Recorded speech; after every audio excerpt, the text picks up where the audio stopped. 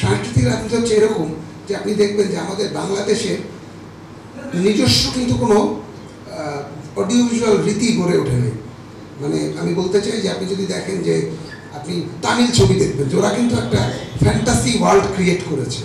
ওদের ছবিতে কিন্তু দেখবেন যে এই একটা ঘুষি মারলে উড়ে গেল, এই করলো, কিন্তু ওদের একটা নিজস্ব একটা গল্প বলার ভঙ্গি আছে। আপনি আমেরিকান ছবি দেখবেন কিংবা আপনি ইউরোপিয়ান ছবি দেখবেন, দেখবেন যে ওরা কিন্তু কোনো গান নেই ওদের মধ্যে কোনো মেলোড্রামা নাই, ওরা কিন্তু চাচা ছোলা একটা গল্প বলে এবং ওদের সেন্সারশিপ নাই, কোনো ওদের গ্রেডেশন আছে। ইরানের ছবি দেখবেন, সেখানে দেখবেন যে ইরানের যে নিজস্বতা সেটা কিন্তু ওদের ছবিতে আছে।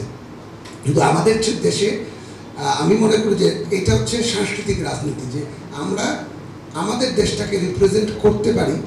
এইটা কোন কৌশলে করা সম্ভব, একটু দীর্ঘ হচ্ছে, আমি দুঃখিত যদিও, যে সেটা কীরকম যে আপনি ধরেন যে আমি যদি আমরা যে আজকে যে ফেসবুক, টিকটক, হাবিজাবি বলতেছি না, যেগুলো তো খুবই মানে এগুলো খুবই সারফেস লেভেলের জিনিস, যে এটা আমাদের কে করছে, এটা করছে বেসিক্যালি আমেরিকানরা নিয়ন্ত্রণ করছে, কিংবা ইউরোপিয়ান কিংবা ক্ষমতাধর দেশগুলো। যে আপনি দেখবেন যে আমরা যাই করি, যে আমরা কিন্তু ধুতি করি না, লুঙ্গি করি না, এটা আমার কাছে মনে হয় খুব পুরনো ব্যাকডেটেড। আমরা কিন্তু ওয়েস্টার্ন কালচার ফলো করি, মানে যেটাকে বলা হয় যে রথচাইল্ড পরিবার, একটা পরিবারের গল্প আপনারা অনেকেই জানেন, যে তাদের ভেতর দিয়ে তারা কিন্তু খুব সূক্ষ্ম পরিকল্পনা করে কিন্তু আমাদের সংস্কৃতিকে আগ্রাসনে মানে একটা আগ্রাসন করেছে। যেমন ধরেন যে আমি যদি বলি যে ফেসবুক, ইনস্টাগ্রাম, আমরা খুব খুশি, আমরা ফেসবুকে স্ট্যাটাস দিয়ে আমরা এই খাচ্ছি, এই ঘুমাচ্ছি, এইখানে অমুক করছি, খুব খুশি, কিন্তু এটা কিন্তু খুব সুপরিকল্পিতভাবেই মানে একটি বড় শক্তির একটি ষড়যন্ত্র, যে ভাই আমাদের মধ্যে তোরা এখন এটা করবি, তোর কালচারে আমি এটা ঢুকাই দিলাম, এখন তোরা এটা নিয়েই থাক।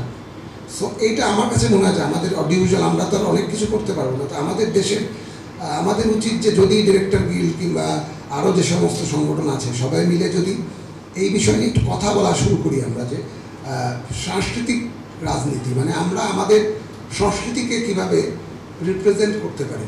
যে আমাদের যদি আপনি দেখেন যে আমাদের বাংলা চলচ্চিত্রের কিংবা আমাদের বাংলা নাটকের যে বিবর্তন, সেই বিবর্তনে আপনি আজকে বাসায় গিয়ে আপনি জহির রায়হানকে যদি পাঠ করেন, যে জহির রায়হানের মতো একজন বাঙালি নির্মাতা, আমি আমি আমি আসলে আমি ওনাকে অনেক গবেষণা করেছি, ওনার দেখবেন যে জীবন থেকে নেওয়ার প্রত্যেকটা ফ্রেম আপনারা লক্ষ্য করবেন। আমার সোনার বাংলা যে গানটা আমি কালকে রাতেও দেখছিলাম, যে ওখানে দেখবেন যে কম্পোজিশনটা মানে এই কোনায় হচ্ছে আনোয়ার হোসেন, এই কোনায় অভিনেত্রী যিনি উনি, আবার এবং ফ্রেমগুলো প্রত্যেকটা ফ্রেম কিন্তু খুব ইউনিক।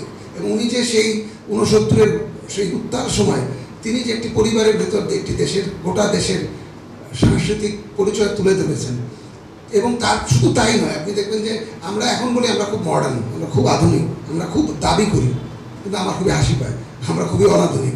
কারণ আমার কাছে মনে হয় যে আপনি যদি জহির রায়হানকে দেখেন যে তার ছবির নাম কি, সে বেহুলা করেছে, তারপর তখনও আসেনি, সে তখনও আসেনি স্টোরি হচ্ছে একজন আর্ট ডিলার, একজন মডেল, একজন পেইন্টার। এখন তো আমরা এই সাহসটা করতে পারি না।